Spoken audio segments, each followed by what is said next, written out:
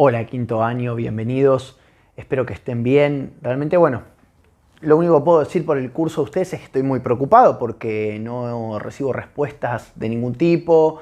En Classroom nadie me contesta, nadie manda los trabajos. Yo hago todo lo que puedo respecto de grabar las clases, subirles material, no darles mucho como para que puedan administrarse con todas las demás materias, pero bueno, así la verdad que es muy complicado. Estamos ya en la segunda semana de junio, ¿sí?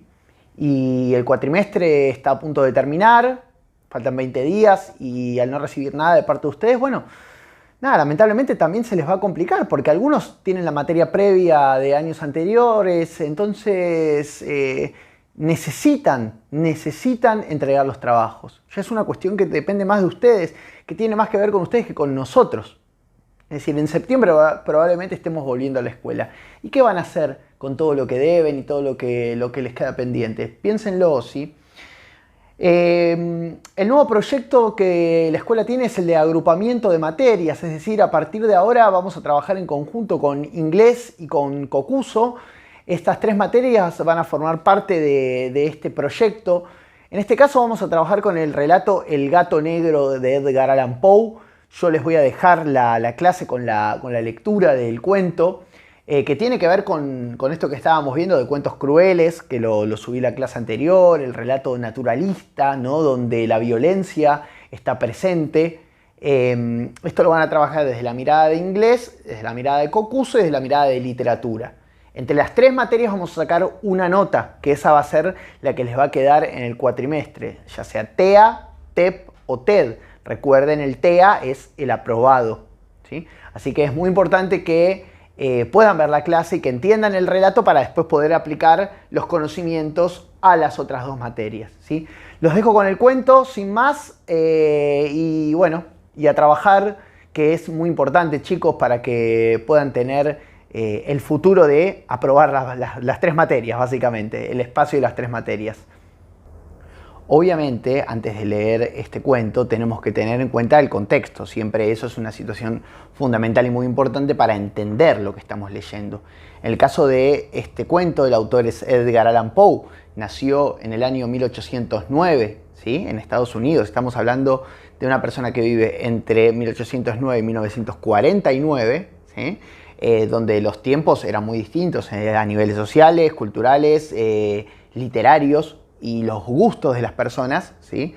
Eran muy diferentes a los que tenemos hoy a partir de la tecnología, redes sociales, etc. Por ende, cuando salía un cuento como El gato negro, tan morboso, sangriento y que apunta más a la locura de un personaje que otra cosa, entendemos el morbo de la gente por leerlo en esa época, ¿sí? La leyenda de los gatos negros también es una cuestión muy interesante acá. El tema del naturalismo es muy interesante. Vamos a ver qué es lo que nos plantea. Vamos a hacer la lectura juntos para luego poder trabajarlo desde las distintas materias. Arranque dice lo siguiente. No espero ni pido que alguien crea en el extraño, aunque simple relato que me dispongo a escribir. Loco estaría si lo esperara, cuando mis sentidos rechazan su propia evidencia. Pero no estoy loco y sé muy bien que esto no es un sueño. Mañana voy a morir. Y quisiera aliviar hoy mi alma. Mi propósito inmediato consiste en poner de manifiesto, simple, sucintamente y sin comentarios, una serie de episodios domésticos. Las consecuencias de esos episodios me han aterrorizado, me han torturado y por fin me han destruido. Pero no intentaré explicarlos. Si para mí han sido horribles, para otros resultarán menos espantosos que barrocos. Más adelante tal vez aparecerá alguien cuya inteligencia reduzca mis fantasmas a lugares comunes. Una inteligencia más serena, más lógica y mucho menos excitable que la mía, capaz de ver en las circunstancias que temerosamente describiré una vulgar sucesión de causas y efectos naturales. O sea, el protagonista nos avisa que mañana, al día siguiente, morirá. Evidentemente algo le va a pasar. No sabemos si es una anticipación o si hay una cuestión de condena o algo en particular. Dice que va a describir hechos horribles que lo han aterrorizado y que lo atormentan. Bueno, vamos a ver qué es. Desde mi infancia me destaqué por la docilidad y mi bondad de mi carácter. La ternura que abrigaba mi corazón era tan grande que llegaba a convertirme en objeto de burla para mis compañeros. Me gustaban especialmente los animales y mis padres me permitían tener una gran variedad. Pasaba a su lado la mayor parte del tiempo y jamás me sentía más feliz que cuando le daba de comer y los acariciaba. Este rasgo de mi carácter creció conmigo y cuando llegué a la virilidad se convirtió en una de mis principales fuentes de placer.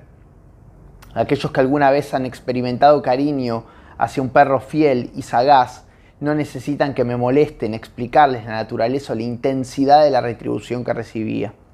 Hay algo en el generoso y abnegado amor de un animal que llega directamente al corazón de aquel que con frecuencia ha probado la falsa amistad y la frágil fidelidad del hombre. Bueno, habla del fanatismo, ¿no? Del amor que tenía por los animales y dice la falsedad del hombre. Eso es un detalle a tener en cuenta.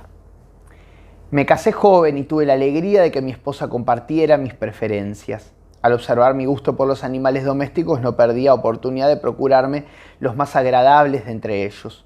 Teníamos pájaros, peces de colores, un hermoso perro, conejos, un monito y un gato, un zoológico. Este último era un animal de notable tamaño y hermosura, el gato. Completamente negro y de una sagacidad asombrosa. Al referirse a su inteligencia, mi mujer, que en el fondo era no poco supersticiosa, aludía con frecuencia a la antigua creencia popular de que todos los gatos negros son brujas metamorfoseadas. No quiero decir que lo creyera seriamente, y solo menciono la cosa porque acabo de recordarla. Plutón, tal era el nombre del gato, se había convertido en mi favorito y mi camarada. Solo yo le daba de comer y él me seguía por todas partes de la casa. Me costaba mucho impedir que anduviera tras de mí en la calle. Nuestra amistad duró así varios años, en el curso de los cuales, enrojezco al confesarlo, mi temperamento y mi carácter se alteraron radicalmente por culpa del demonio. Intemperancia. Día a día me fui volviendo más melancólico, irritable e indiferente hacia los sentimientos ajenos. Llegué incluso a hablar descomedidamente a mi mujer y terminé por infligirle violencias personales. Mis favoritos, claro está, sintieron igualmente el cambio de mi carácter. No solo los descuidaba, sino que llegué a hacerles daño. Hacia Plutón, sin embargo, conservé suficiente consideración como para abstenerme de maltratarlo, cosa que hacía con los conejos, el mono y hasta el perro, cuando por casualidad o movidos por el afecto se cruzaban en mi camino. Bueno, esto es algo que era muy común en la época, ¿no? El tema del alcohol, la droga, en personas como Poe, ¿sí? Que un personaje brillante pero muy oscuro por cosas que le habían pasado en su vida. Dejo en la descripción una biografía muy interesante e interactiva para que puedan ver. Mi enfermedad, empero, se agravaba, pues ¿qué enfermedad es comparable al alcohol? Y finalmente el mismo Plutón, que ya estaba viejo y por tanto algo enojadizo, empezó a sufrir las consecuencias de mi mal humor. Una noche en que volví a casa completamente embriagado después de una de mis correrías por la ciudad, me pareció que el gato evitaba mi presencia. Lo alcé en brazos, pero asustado por mi violencia me mordió ligeramente la mano. Al punto se apoderó de mí una furia demoníaca y ya no supe lo que hacía. Fue como si la raíz de mi alma se separara de golpe de mi cuerpo. Una maldad más que diabólica, alimentada por la ginebra, estremeció cada fibra de mi ser. Sacando del bolsillo del chaleco un cortaplumas, lo abrí mientras sujetaba al pobre animal por el pescuezo y deliberadamente le hice saltar un ojo. Siempre que veo esta parte me duele a mí. Enrojezco, me abrazo, tiemblo mientras escribo tan condenable atrocidad. O sea, él está consciente de lo que hizo. Está consciente de lo que hizo. Un acto de crueldad muy fuerte. Cuando la razón retornó con la mañana, cuando hube disipado en el sueño los vapores de la orgía nocturna, sentí que el horror se mezclaba con el remordimiento ante el crimen cometido. Pero mi sentimiento era débil y ambiguo. No alcanzaba a interesar el alma. Una vez más me hundí en los excesos y muy pronto ahogué en vino los recuerdos de lo sucedido. El gato, entre tanto, mejoraba poco a poco. Cierto que la órbita donde faltaba el ojo presentaba un horrible aspecto, o sea, no lo mató, sino que le sacó el ojo. Pero el animal no parecía sufrir ya. Se paseaba como de costumbre por la casa, aunque como es de imaginar, huía aterrorizado al verme. Me quedaba aún bastante de mi antigua manera de ser para sentirme agraviado por la evidente antipatía de un animal que alguna vez me había querido tanto. Pero ese sentimiento no tardó en ceder paso a la irritación. Entonces, para mi caída final e irrevocable, se presentó el espíritu de la perversidad.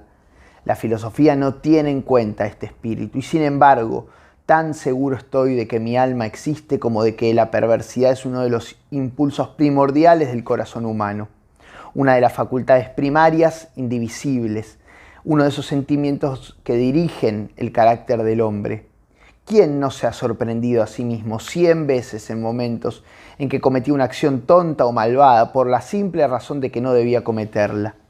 ¿No hay en nosotros una tendencia permanente que enfrenta descaradamente al buen sentido, una tendencia a transgredir lo que constituye la ley por el solo hecho de hacerlo?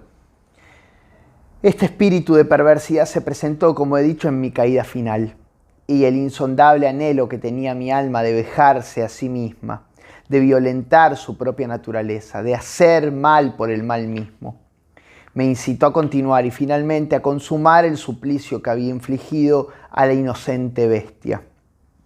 Una mañana, obrando a sangre fría, le pasé un lazo por el pescuezo y lo ahorqué en la rama de un árbol.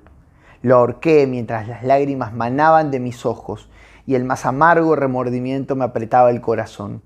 Lo ahorqué porque recordaba que me había querido y porque estaba seguro de que no me había dado motivo para matarlo.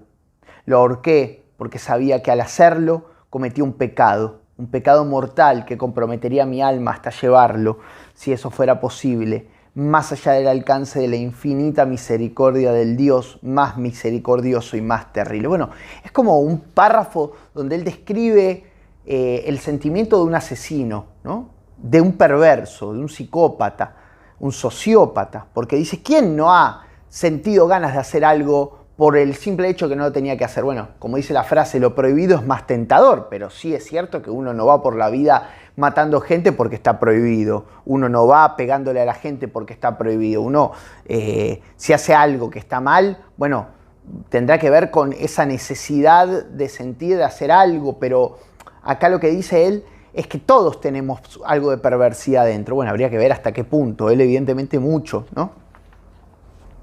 La noche de aquel mismo día en que cometí tan cruel acción me despertaron gritos de incendio.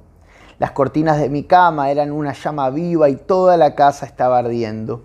Con gran dificultad pudimos escapar de la conflagración mi mujer, un sirviente y yo. Todo quedó destruido, mis bienes terrenales se perdieron y desde ese momento tuve que resignarme a la desesperanza. Bueno, igual lo merecía, ¿no? No incurriré en la debilidad de establecer una relación de causa y efecto entre el desastre y mi criminal acción, pero estoy detallando una cadena de hechos y no quiero dejar ningún eslabón incompleto. Bueno, la idea del karma de repente se presenta acá, ¿no? Al día siguiente del incendio acudí a visitar las ruinas. Salvo una, las paredes se habían desplomado. La que quedaba en pie era un tabique divisorio de poco espesor, situado en el centro de la casa y contra el cual se apoyaba antes la cabecera de mi lecho. El enlucido había quedado a salvo de la acción del fuego, cosa que atribuía a su reciente aplicación. Una densa muchedumbre habíase reunido frente a la pared y había varias personas que parecía examinar parte de la misma con gran atención y detalle. La palabra extraño, curioso y otras similares excitaron mi curiosidad. Al aproximarme, vi que en la blanca superficie, grabada como un bajorrelieve, aparecía la imagen de un gigantesco gato.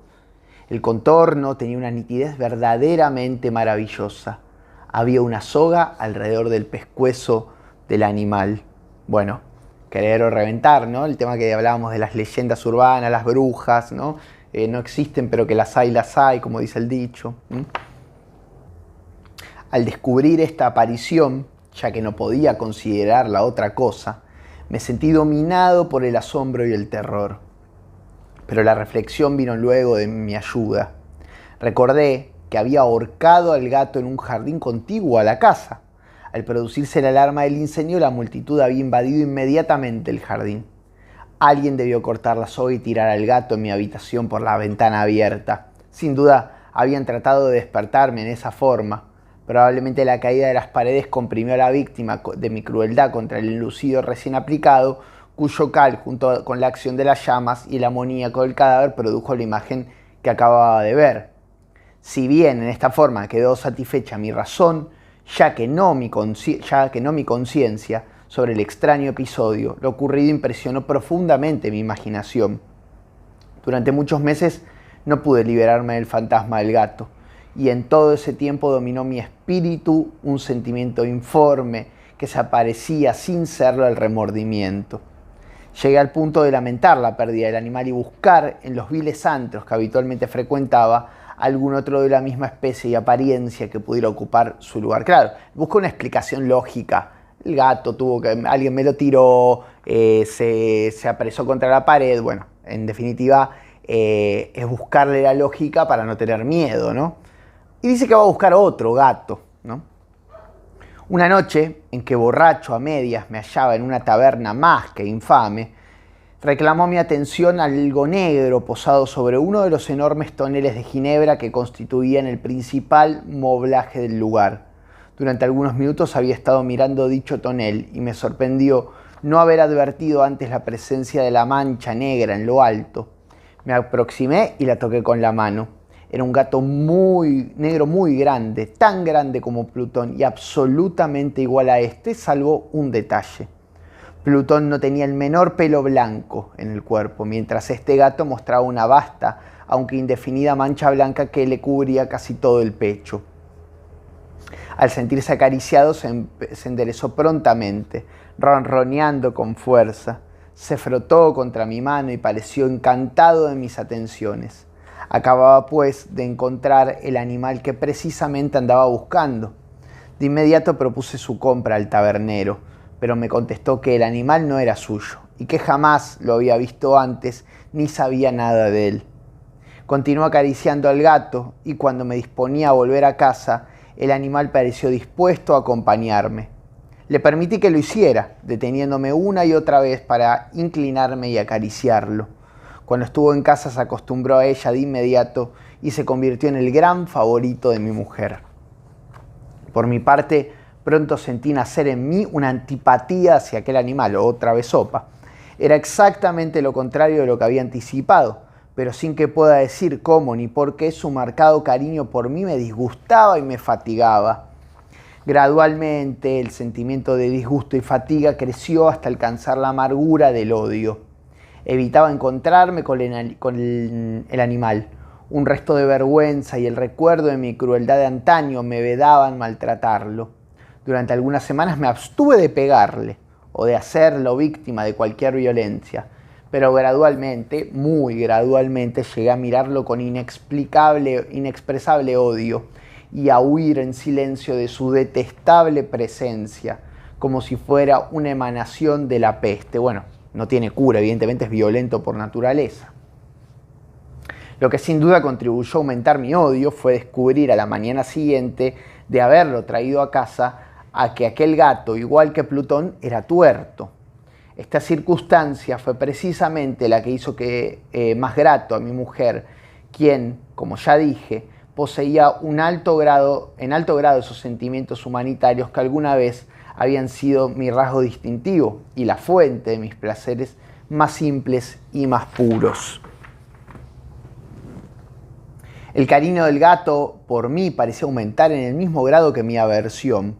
Seguía mis pasos con una pertinencia que me costaría hacer entender al lector. Donde quiera que me sentaba, venía a ovillarse bajo mi silla o saltaba a mis rodillas, prodigándome sus odiosas caricias. Si echaba a caminar, se metía entre mis pies, amenazando con hacerme caer, o bien elevaba sus largas y afiladas uñas en mis ropas para poder trepar hasta mi pecho.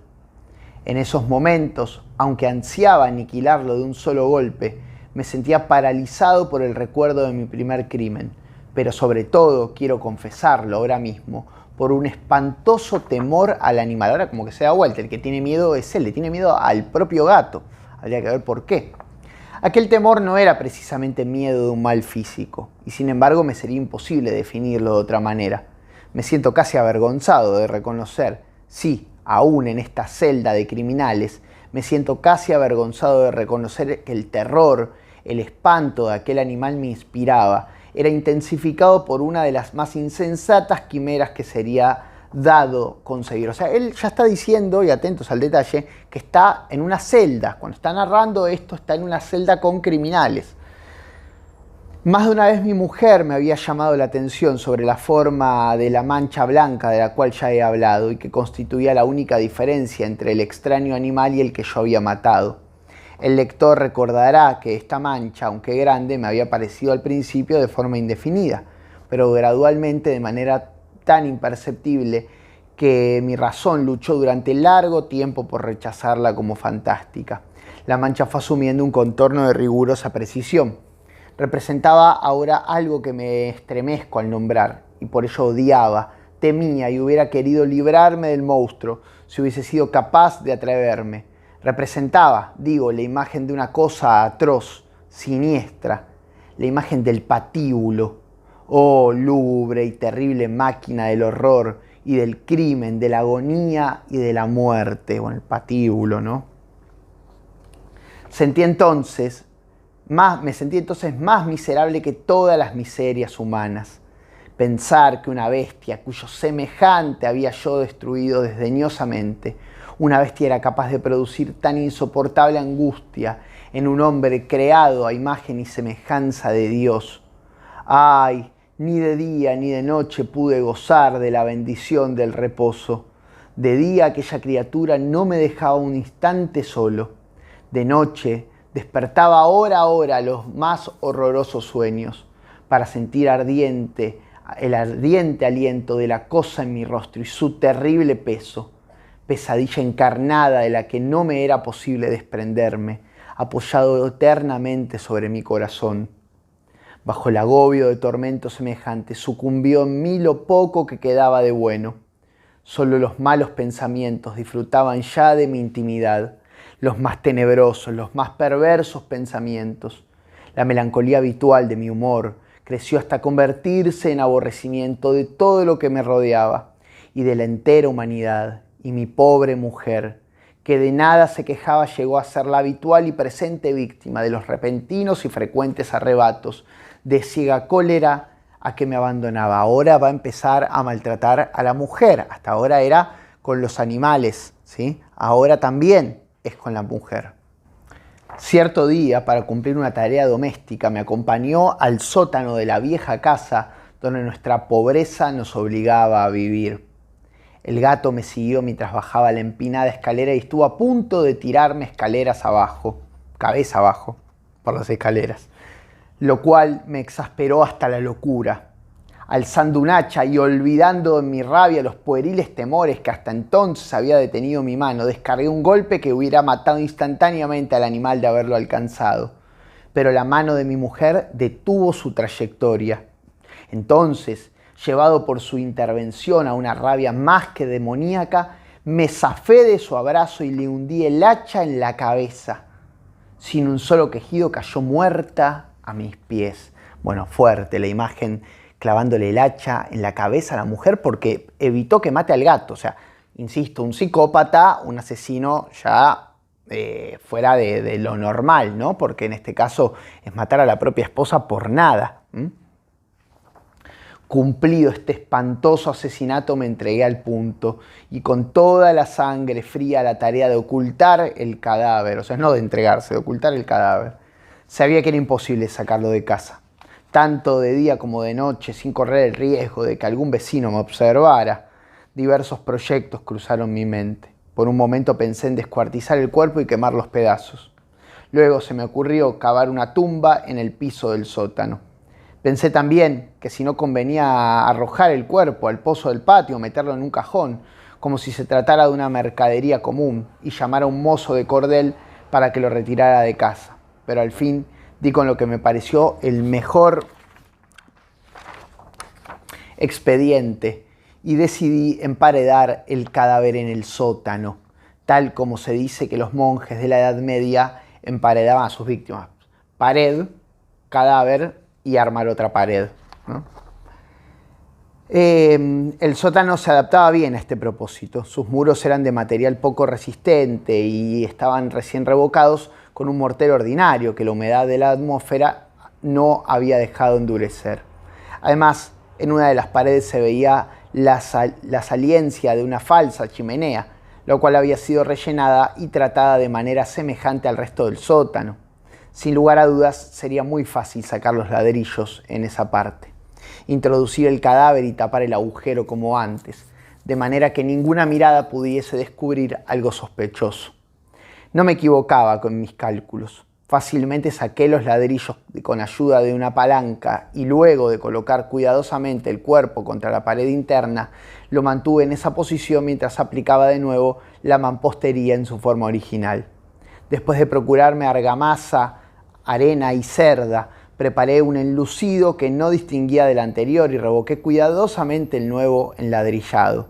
Concluida la tarea, me sentí seguro de que todo estaba bien. La pared no mostraba la menor señal de haber sido tocada. Había barrido hasta el menor fragmento de material suelto. Miré en torno triunfante y me dije, aquí por lo menos no he trabajado en vano. Bueno, encima está contento, ¿no? Muestra su perversidad casi por completo. Acaba de matar a la mujer y está contento porque construyó una pared, ¿no? Mi paso siguiente consistió en buscar a la bestia causante de tanta desgracia. Bueno, era él, ¿no? Pues al final me había decidido a matarla.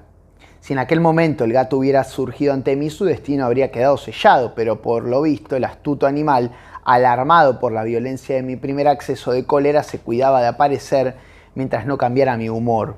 Imposible describir o imaginar el profundo, el maravilloso alivio que la ausencia de la detestada criatura trajo a mi pecho.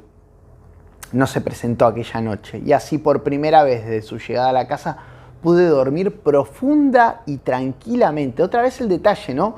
No le afecta haber matado a la esposa porque duerme profundo y tranquilo. Sí pude dormir, aún con el peso del crimen sobre mi alma. Pasaron el segundo y el tercer día y mi atormentador no volvía. Una vez más respiré como hombre libre.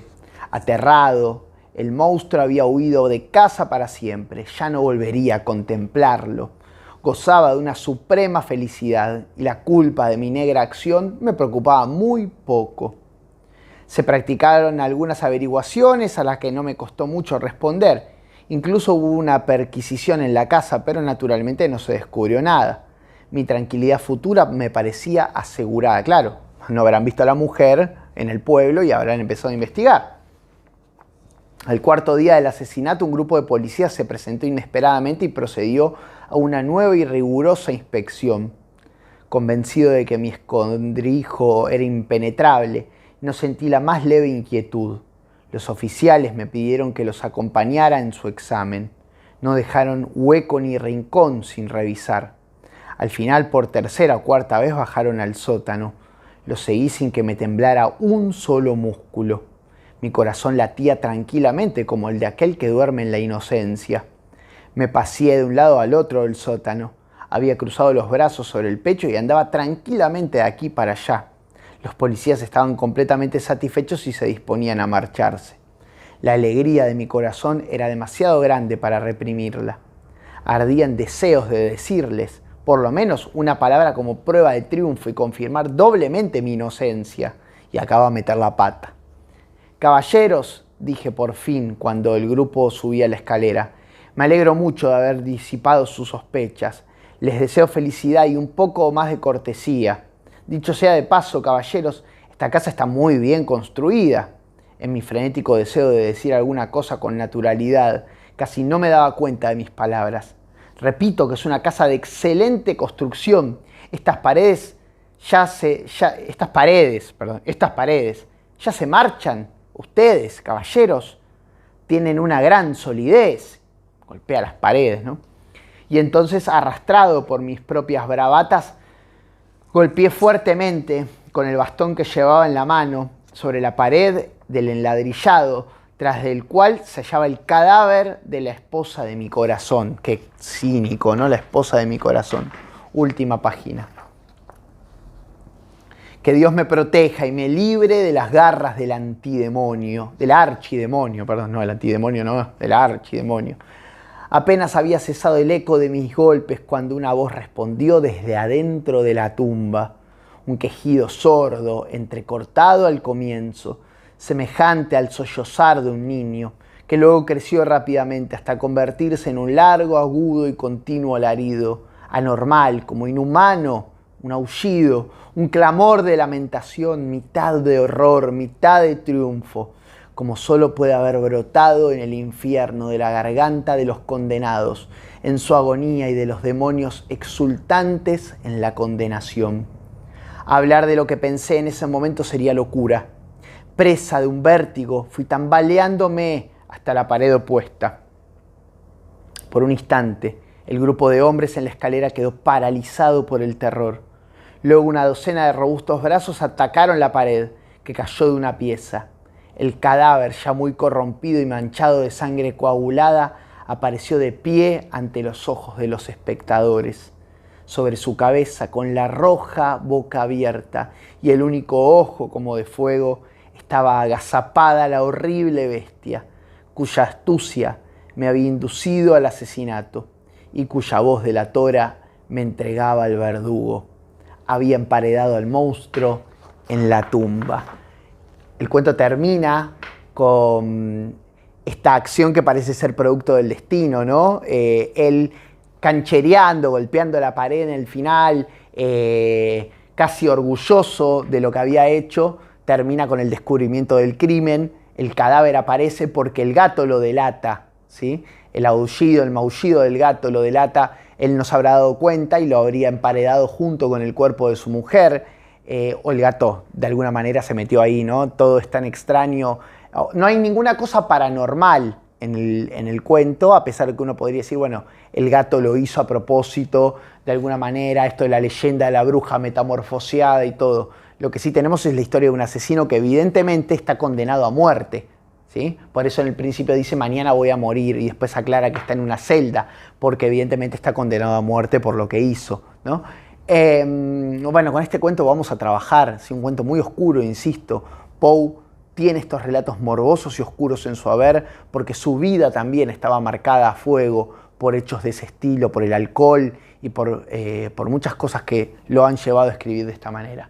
Así que bueno, con esto trabajaremos para el agrupamiento de materias, como ya les he contado. Vamos a trabajarlo acá, vamos a trabajarlo en inglés, sociales con NTICS, otras carreras con otra materia, con COCUSO, bueno, y después iremos explicando estas cuestiones, ¿sí?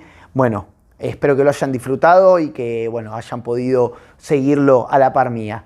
Nos vemos pronto en otra clase con otro texto. Saludos.